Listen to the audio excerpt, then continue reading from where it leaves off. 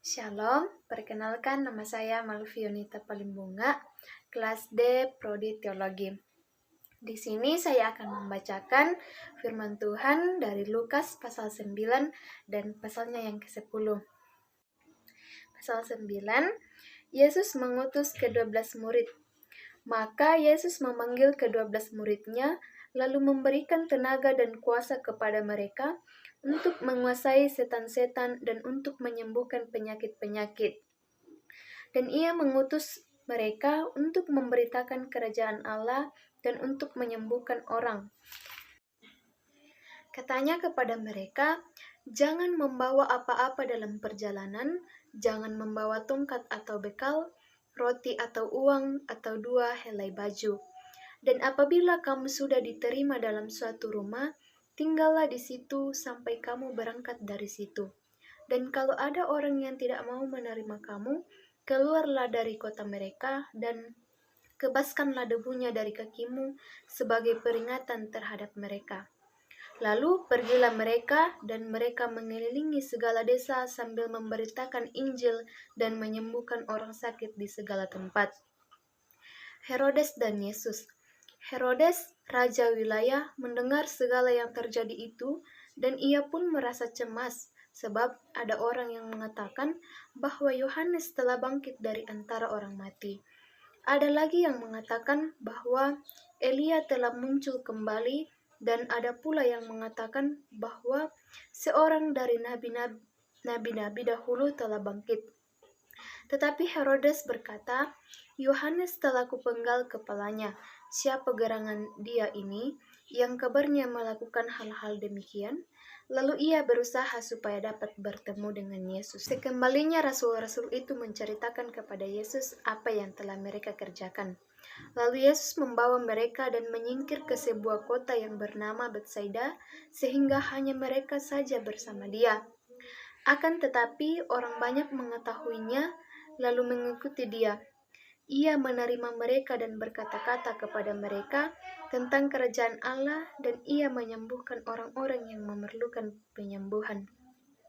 Pada waktu hari mulai malam, datanglah ke-12 muridnya kepadanya dan berkata, suruhlah orang banyak itu pergi, supaya mereka pergi ke desa-desa dan kampung-kampung sekitar ini untuk mencari tempat penginapan dan makanan, karena di sini kita berada di tempat yang sunyi. Tetapi ia berkata kepada mereka, kamu harus memberi mereka makan. Mereka menjawab, yang ada pada kami tidak lebih daripada 5 roti dan 2 ikan, kecuali kalau kami pergi membeli makanan untuk semua orang banyak ini. Sebab di situ ada kira-kira 5.000 orang laki-laki. Lalu ia berkata kepada murid-muridnya, suruhlah mereka duduk berkelompok-kelompok, kira-kira 50 orang sekelompok.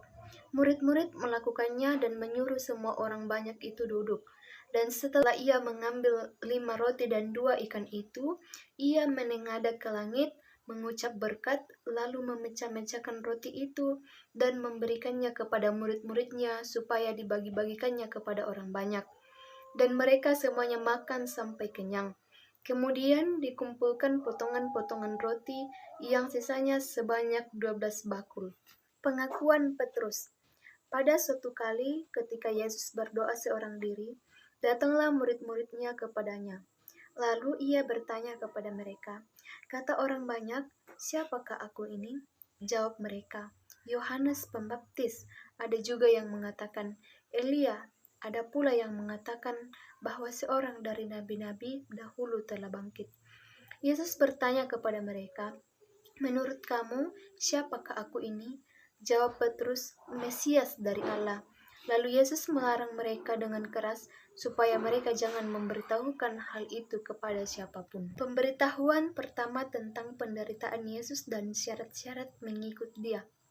Dan Yesus berkata, Anak manusia harus menanggung banyak penderitaan dan ditolak oleh tua-tua, imam-imam kepala, dan ahli-ahli Taurat, lalu dibunuh dan dibangkitkan pada hari ketiga. Katanya kepada mereka semua, setiap orang yang mau mengikut aku, ia harus menyangkal dirinya, memikul salibnya setiap hari dan mengikut aku. Karena barang siapa mau menyelamatkan nyawanya, ia akan kehilangan nyawanya. Tetapi barang siapa kehilangan nyawanya karena aku, ia akan menyelamatkannya. Apa gunanya seorang memperoleh seluruh dunia tetapi ia membinasakan atau merugikan dirinya sendiri? Sebab barang siapa malu karena aku dan karena perkataanku, Anak Manusia juga akan malu karena orang itu, apabila ia datang kelak dan kemuliaannya dan dalam kemuliaan Bapa dan malaikat-malaikat kudus. Aku berkata kepadamu, sesungguhnya di antara orang yang hadir di sini ada yang tidak akan mati sebelum mereka melihat kerajaan Allah. Yesus dimuliakan di atas gunung. Kira-kira 8 hari sesudah segala pengajaran itu, Yesus membawa Petrus, Yohanes, dan Yakobus lalu naik ke atas gunung untuk berdoa. Ketika ia sedang berdoa, rupa wajahnya berubah dan pakaiannya menjadi putih berkilau-kilauan, dan tampaklah 2 orang berbicara dengan dia, yaitu Musa dan Elia. Dan ketika kedua orang itu hendak meninggalkan Yesus, Petrus berkata kepadanya, Guru, betapa bahagianya kami berada di tempat ini. Baiklah kami dirikan sekarang 3 kemah, 1 untuk engkau, 1 untuk Musa, dan 1 untuk Elia. Tetapi Petrus tidak tahu apa yang dikatakannya itu. Sementara ia berkata demikian, datanglah awan menaungi mereka. Dan ketika mereka masuk ke dalam awan itu, takutlah mereka. Maka terdengarlah suara dari dalam awan itu yang berkata, Inilah anakku yang kupilih, dengarkanlah dia. Ketika suara itu terdengar, nampaklah Yesus tinggal seorang diri, dan murid-murid itu merahasiakannya, dan pada masa itu mereka tidak menceritakan kepada siapapun apa yang telah mereka lihat itu. Yesus mengusir roh dari seorang anak yang sakit. Pada keesokan harinya ketika mereka turun dari gunung itu, datanglah orang banyak berbondong-bondong menemui Yesus. Seorang dari orang banyak itu berseru katanya, Guru, aku memohon supaya engkau menengok anakku, sebab ia adalah satu-satunya anakku. Sewaktu-waktu ia diserang roh, lalu mendadak ia berteriak, dan roh itu menggoncang-goncangkannya sehingga mulutnya berbusa. Roh itu terus saja menyiksa dia dan hampir-hampir tidak mau meninggalkannya. Dan aku telah meminta kepada murid-muridmu supaya mereka mengusir roh itu, tetapi mereka tidak dapat. Maka kata Yesus, Hai kamu angkatan yang tidak percaya dan yang sesat, berapa lama lagi aku harus tinggal di antara kamu dan sabar terhadap kamu? Bawa anakmu itu kemari. Dan ketika anak itu mendekati Yesus, setan itu membantingkannya ke tanah dan menggoncang-goncangnya. Tetapi Yesus menegur roh jahat itu dengan keras dan menyembuhkan anak itu, lalu mengembalikannya kepada ayahnya. Maka takjublah semua orang itu karena kebesaran Allah. Pemberitahuan kedua tentang penderitaan Yesus. Ketika semua orang itu masih heran karena segala yang diperbuatnya itu, Yesus berkata kepada murid-muridnya, Dengarlah dan camkanlah segala perkataanku ini. Anak manusia akan diserahkan ke dalam tangan manusia. Mereka tidak mengerti perkataan itu, sebab artinya tersembunyi bagi mereka, sehingga mereka tidak dapat memahaminya, dan mereka tidak berani menanyakan arti perkataan itu kepadanya. Siapa yang terbesar di antara para murid? Maka timbullah pertengkaran di antara murid-murid Yesus tentang siapakah yang terbesar di antara mereka. Tetapi Yesus mengetahui pikiran mereka. Karena itu, ia mengambil seorang anak kecil dan menempatkannya di sampingnya, dan berkata kepada mereka, Barang siapa menyambut anak ini dalam namaku, ia menyambut aku, dan barang siapa menyambut aku, ia menyambut dia yang mengutus aku.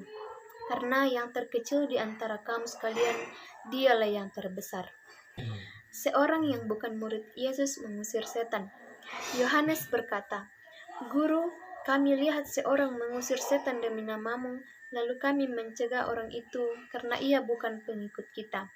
Yesus berkata kepadanya, Jangan kamu cegah, sebab barang siapa tidak melawan kamu, ia ada di pihak kamu. Yesus dan orang Samaria. Ketika hampir genap waktunya Yesus diangkat ke surga, ia mengarahkan pandangannya untuk pergi ke Yerusalem, dan ia mengirim beberapa utusan mendahului dia. Mereka itu pergi lalu masuk ke suatu desa orang Samaria untuk mempersiapkan segala sesuatu baginya. Tetapi orang-orang Samaria itu tidak mau menerima dia karena perjalanannya menuju Yerusalem. Ketika dua muridnya, yaitu Yakobus dan Yohanes, melihat hal itu, mereka berkata, "Tuhan, apakah Engkau mau supaya kami menyuruh api turun dari langit untuk membinasakan mereka?" Akan tetapi ia berpaling dan menegur mereka, lalu mereka pergi ke desa yang lain. Hal mengikut Yesus. Ketika Yesus dan murid-muridnya melanjutkan perjalanan mereka, berkatalah seorang di tengah jalan kepada Yesus, "Aku akan mengikut engkau kemana saja engkau pergi." Yesus berkata kepadanya, "Serigala mempunyai liang dan burung mempunyai sarang, tetapi anak manusia tidak mempunyai tempat untuk meletakkan kepalanya." Lalu ia berkata kepada seorang lain, "Ikutlah aku." Tetapi orang itu berkata, "Izinkanlah aku pergi dahulu menguburkan Bapakku." Tetapi Yesus berkata kepadanya, "Biarlah orang mati menguburkan orang mati, tetapi engkau pergilah dan beritakanlah kerajaan Allah di mana-mana." Dan seorang lain lagi berkata, "Aku akan mengikut engkau, Tuhan, tetapi izinkanlah aku pamitan dahulu dengan keluargaku." Tetapi Yesus berkata, "Setiap orang yang siap untuk membajak tetapi menoleh ke belakang tidak layak untuk kerajaan Allah." Pasalnya yang ke-10, Yesus mengutus 70 murid. Kemudian daripada itu, Tuhan menunjuk 70 murid yang lain, lalu mengutus mereka berdua-dua mendahuluinya ke setiap kota dan tempat yang hendak dikunjunginya. Katanya kepada mereka, "Tuaian memang banyak, tetapi pekerja sedikit. Karena itu, mintalah kepada Tuhan yang mempunyai tuaian, supaya ia mengirimkan pekerja-pekerja untuk tuaian itu. Pergilah, sesungguhnya aku mengutus kamu seperti anak domba ke tengah-tengah serigala. Janganlah membawa pundi-pundi atau bekal atau kasut, dan janganlah memberi salam kepada siapapun selama dalam perjalanan. Kalau kamu memasuki suatu rumah, katakanlah lebih dahulu, 'Damai sejahtera bagi rumah ini.' Dan jikalau di situ ada orang yang layak menerima damai sejahtera, maka salammu itu akan tinggal di atasnya. Tetapi jika tidak, salammu itu kembali kepadamu. Tinggallah dalam rumah itu, makan dan minumlah apa yang diberikan orang kepadamu, sebab seorang pekerja patut mendapat upahnya. Janganlah berpindah-pindah rumah. Dan jikalau kamu masuk ke dalam sebuah kota dan kamu diterima di situ, makanlah apa yang dihidangkan kepadamu, dan sembuhkanlah orang-orang sakit yang ada di situ, dan katakanlah kepada mereka, kerajaan Allah sudah dekat padamu. Tetapi jikalau kamu masuk ke dalam sebuah kota dan kamu tidak diterima di situ, pergilah ke jalan-jalan raya itu dan serukanlah, 'Juga debu kota yang melekat pada kaki kami kebaskan di depanmu.' Tetapi ketahuilah ini, kerajaan Allah sudah dekat. Aku berkata kepadamu, pada hari itu Sodom akan lebih ringan tanggungannya daripada kota itu." Yesus mengecam beberapa kota. "Celakalah engkau Korazim, celakalah engkau Betsaida, karena jika di Tirus dan di Sidon terjadi mujizat-mujizat yang telah terjadi di tengah-tengah kamu, sudah lama mereka bertobat dan berkabung. Akan tetapi pada waktu penghakiman, tanggungan Tirus dan Sidon akan lebih ringan daripada tanggunganmu. Dan engkau Kapernaum, apakah engkau akan dinaikkan sampai ke langit? Tidak, engkau akan diturunkan sampai ke dunia orang mati. Barang siapa mendengarkan kamu, ia mendengarkan aku. Dan barang siapa menolak kamu, ia menolak aku. Dan barang siapa menolak aku, ia menolak dia yang mengutus aku." Kembalinya ke-70 murid. Kemudian ke-70 murid itu kembali dengan gembira dan berkata, "Tuhan, juga setan-setan takluk kepada kami demi nama-Mu." Lalu kata Yesus kepada mereka, "Aku melihat iblis jatuh seperti kilat dari langit. Sesungguhnya aku telah memberikan kuasa kepada kamu untuk menginjak ular dan kalajengking, dan kuasa untuk menahan kekuatan musuh, sehingga tidak ada yang akan membahayakan kamu. Namun demikian, janganlah bersukacita karena roh-roh itu takluk kepadamu, tetapi bersukacitalah karena namamu terdaftar di surga. Ucapan syukur dan bahagia. Pada waktu itu juga bergembiralah Yesus dalam Roh Kudus dan berkata, "Aku bersyukur kepadamu Bapa, Tuhan langit dan bumi, karena semuanya itu Engkau sembunyikan bagi orang bijak dan orang pandai, tetapi Engkau nyatakan kepada orang kecil. Ya Bapa, itulah yang berkenan kepadamu. Semua telah diserahkan kepadaku oleh Bapakku, dan tidak ada seorang pun yang tahu siapakah anak selain Bapa, dan siapakah Bapa selain anak, dan orang yang kepadanya anak itu berkenan menyatakan hal itu."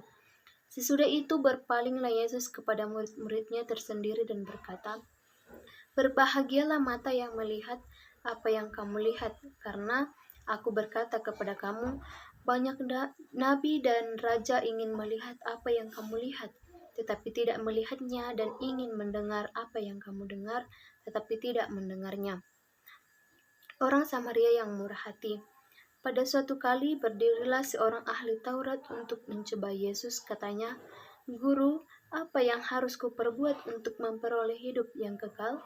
Jawab Yesus kepadanya, "Apa yang tertulis dalam hukum Taurat? Apa yang kau baca di sana?" Jawab orang itu, "Kasihilah Tuhan Allahmu dengan segenap hatimu, dan dengan segenap jiwamu, dan dengan segenap kekuatanmu, dan dengan segenap akal budimu, dan kasihilah sesamamu manusia seperti dirimu sendiri." Kata Yesus kepadanya, "Jawabmu itu benar, berbuatlah demikian, maka engkau akan hidup." Tetapi untuk membenarkan dirinya, orang itu berkata kepada Yesus, "Dan siapakah sesamaku manusia?" Jawab Yesus, "Adalah seorang yang turun dari Yerusalem ke Yeriko. Ia jatuh ke tangan penyamun-penyamun yang bukan saja merampoknya habis-habisan, tetapi yang juga memukulnya, dan yang sesudah itu pergi meninggalkannya setengah mati. Kebetulan ada seorang imam turun melalui jalan itu.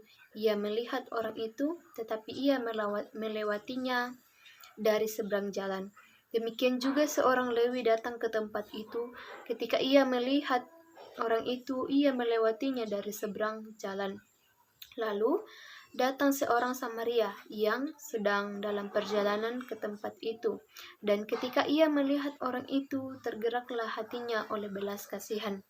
Ia pergi kepadanya lalu membalut luka-lukanya, sesudah ia menyiraminya dengan minyak dan anggur. Kemudian ia menaikkan orang itu ke atas keledai tunggangannya sendiri, lalu membawanya ke tempat penginapan dan merawatnya. Keesokan harinya ia menyerahkan 2 dinar kepada pemilik penginapan itu, katanya, "Rawatlah dia, dan jika kau belanjakan lebih dari ini, aku akan menggantinya waktu aku kembali." Siapakah di antara ketiga orang ini menurut pendapatmu adalah sesama manusia dari orang yang jatuh ke tangan penyamun itu? Jawab orang itu, "Orang yang telah menunjukkan belas kasihan kepadanya." Kata Yesus kepadanya, "Pergilah dan perbuatlah demikian." Maria dan Marta. Ketika Yesus dan murid-muridnya dalam perjalanan, tibalah ia di sebuah kampung. Seorang perempuan yang bernama Marta menerima dia di rumahnya. Perempuan itu mempunyai seorang saudara yang bernama Maria. Maria ini duduk dekat kaki Tuhan dan terus mendengarkan perkataannya, sedangkan Marta sibuk sekali melayani. Ia mendekati Yesus dan berkata, "Tuhan, tidakkah engkau peduli bahwa saudaraku membiarkan aku melayani seorang diri? Suruhlah dia membantu aku." Tetapi Tuhan menjawabnya, "Marta, Marta, engkau khawatir dan menyusahkan diri dengan banyak perkara, tetapi hanya satu saja yang perlu. Maria telah memilih bagian yang terbaik, yang tidak akan diambil daripadanya." Amin.